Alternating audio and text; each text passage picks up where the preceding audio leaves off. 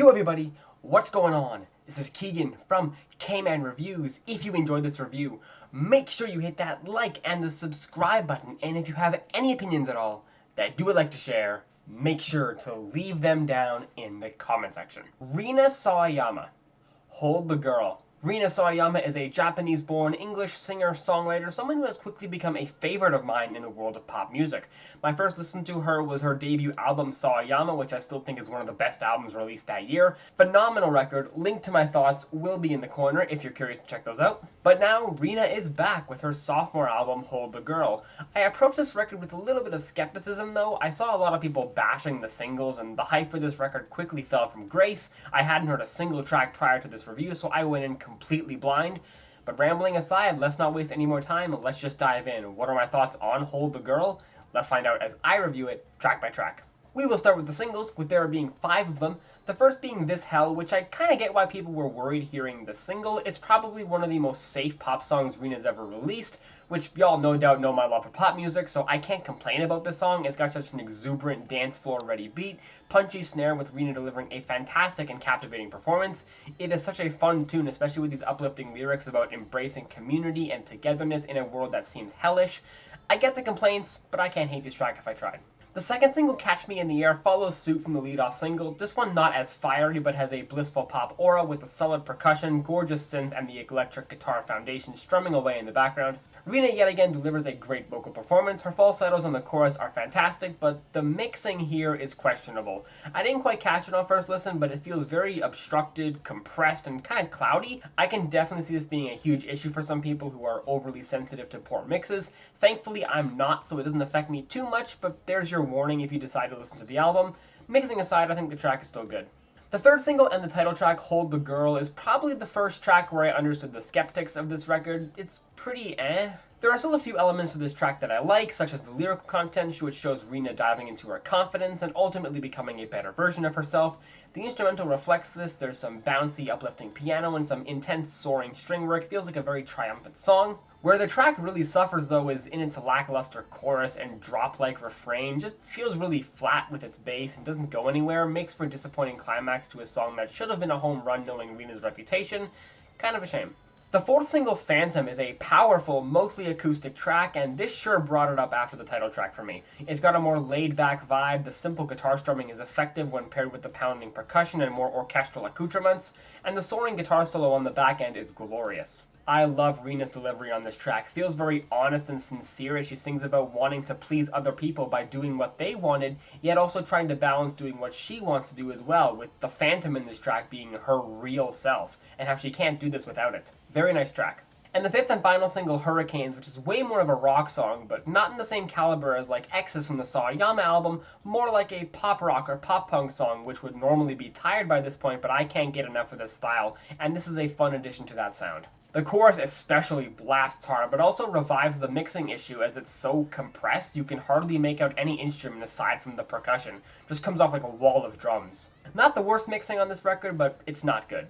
There is a guitar solo for the bridge, which is nice as Rina delivers an energetic performance, not necessarily rough or angsty to match, but just a lovely, passionate delivery, and I think it works well. Fun track. Now for the rest of the tracks. Opener Minor Feelings introduces the album and instantly highlights her fantastic vocals, delivering a soulful yet potent performance over this opulent synthetic pop ambience. It doesn't really do too much else, not a track I'm dying to keep around, but a great way to set the mood for the album.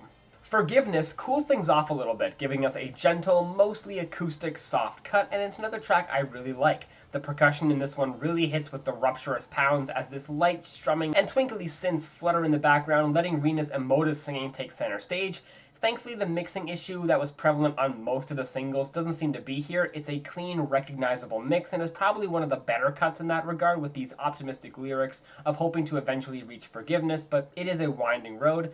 Very solid tune here. Holy, parentheses, Till You Let Me Go, kicks off with this ethereal, spacious, synthetic ambience, which very suddenly gets intense with these subdued yet gritty pulsations of what sound like brass or tuba, but I'm pretty sure is just more synth, along with some snaps to add a bit of a tense build-up. When that drop eventually comes, it's lavish, almost heavenly with how comforting the synth blanket is paired with the muted tapping of the bass.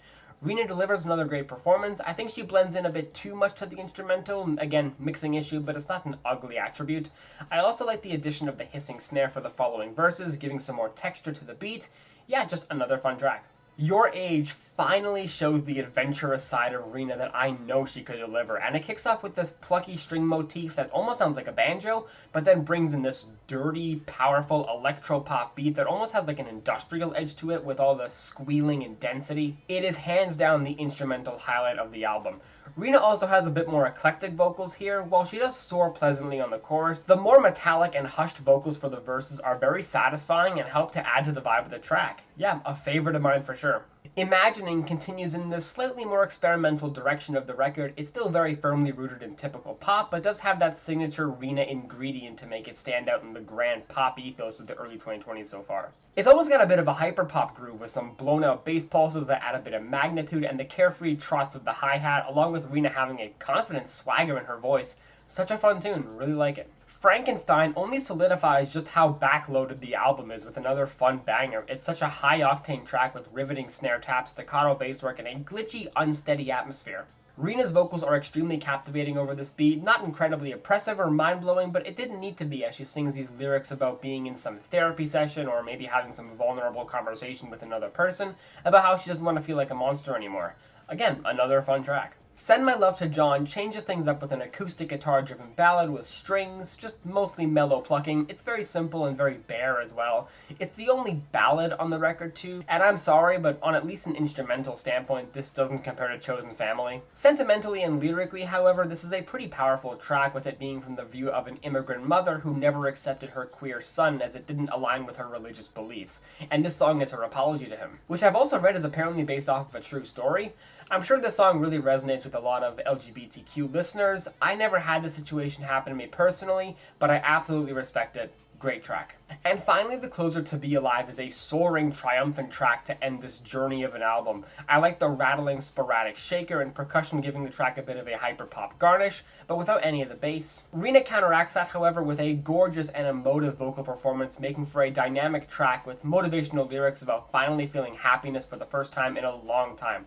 Great way to end the album. Overall, this is definitely a step down from Rina's debut album. That record really showed her unique colors, broad experimentation, and unbridled adventurousness that could have made her a force to be reckoned with in the pop sphere. With this one though, it kind of feels more like a regression into typical pop music. The experimenting done here is minimal. A lot of the songs here have pretty simple melodies, and the instrumentals are dime a dozen in some instances. That's not me saying it's bad, but it's just weak compared to Rina standards. Still a fun album at its core though, and I'm feeling a 7 out of 10 on this album. Well guys, hope you enjoyed that review. Thank you all so much for watching, and I will see you in the next one. Peace.